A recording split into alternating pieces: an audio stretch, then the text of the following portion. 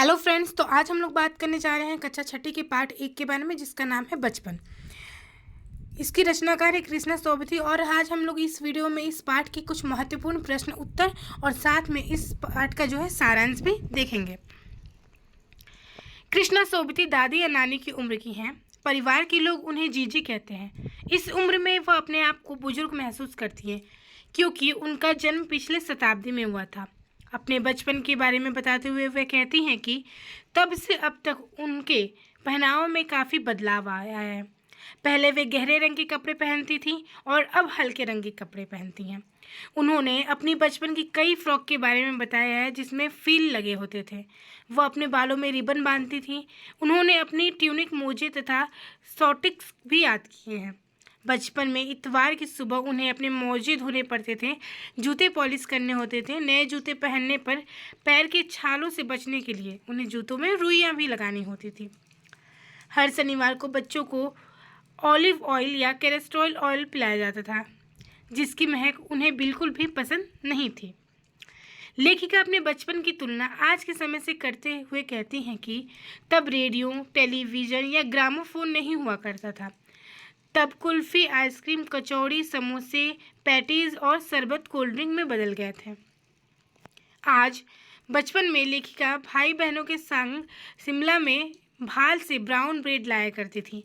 हफ्ते में एक बार चॉकलेट खरीदने की छूट थी और सबसे ज़्यादा चॉकलेट इन्हीं के पास होते थे। लेखिका हमेशा रात के खाने के बाद बिस्तर में घुसकर चॉकलेट का मज़ा लेती थी। उन्हें शिमला के खट्टे मीठे फल, चेस्टन भी याद आते हैं। चना जोर गरम की पुड़िया तो आज भी दिखती है। छुटपन में शिमला रिज पर घोड़े की सवारी में उन्हें बहुत मज़ा आता था। शाम को रंग बिरंगे गुब्बारे, जाहू का पहाड़, चर्च की घंटियां गूंज उन्हें आज भी याद है। शाम को रिज की रौनक और मॉल की दुकानों की चमक अलग ही आकर्षित होती थी। सैंडेक पॉइंट के सामने एक दुकान के शोरूम में शिमला कालक ट्रेन का मॉडल था, जो पिछली सदी में सबसे तेज चलने वाली ट्रेन थी। उस दुकान के बगल में आँखों के डॉक्टर की एक दुकान थी, जहां लेखिका पहली बार चश्मा लगाने गई थी। अंग्रेज डॉक्टर ने कहा था कुछ दिन बाद ऐनक उतर जाएगी, पर ऐनक कभी उतरी ही नहीं। इसके लिए लेखिका अपने आप को ही दोषी ठहराती हैं। देर रात लैंप के सामने काम करने का यही नतीजा था। उनके चचेरे भाई ने चश्मे को लेकर उन्हें चिढ़ाया भी करते थे। आंखों पर चश्मा लगाया ताकि सूझ सके दूर की, यह नहीं मालूम सूरत बनी लंगूर की। लेखिका खीजी और बाद में आईने के सामने चश्मा पहनकर उतार कर देखती रहीं। उन्हें अच्छा लगा और मजाकिया भी लगा। अब तो बिना चश्मे के उनका चेहरा खाली लगता।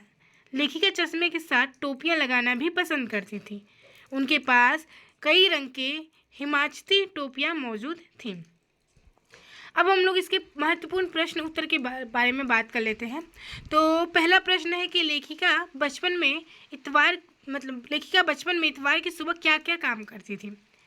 तो इसका उत्तर है, लेखिका बचपन में इतवार की सुबह अपने मोजे धोती थी, फिर जूते पॉलिश करके उसे कपड़े या ब्रश से रगड़कर चमकाती थी। दूसरा प्रश्न है, तुम्हें बताऊंगा कि हमारे समय में और तुम्हारे समय में कितनी दूरी हो चुकी है।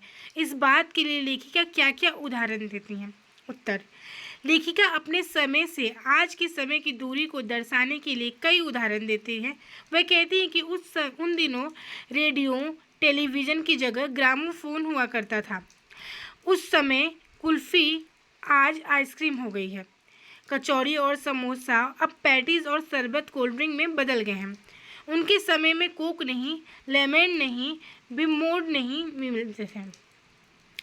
तीसरा जो प्रश्न है, पाठ से पता करके लिखो कि लेखिका को चश्मा क्यों लगाना पड़ा और चश्मा लगाने पर उनके चचेरे भाइयों द्वारा उन्हें क्या कहकर चिढ़ाया जाता था।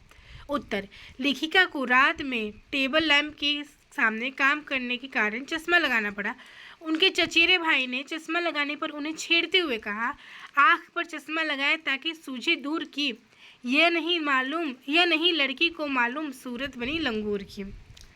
जो चौथा प्रश्न है वो है, लेखिका अपने बचपन में कौन कौन सी चीज़ें मज़े लेकर खाया करती थी। उसमें से प्रमुख फलों के नाम लिखो। इसका उत्तर है लेखिका रात में सोते समय चॉकलेट मज़े लेकर खाया करती थी। इसके अतिरिक्त उन्हें चेस्टन, चनाजोर गरम, अनारदाने का चूरन भी बहुत पसंद था। फलों में शिमला के खट्टे मीठे का काफल, रसभरी कसमल भी उन्हें खूब पसंद थे। तो आज की वीडियो में इतना ही। अब मिलते हैं अगले वीडियो में। धन्यवाद।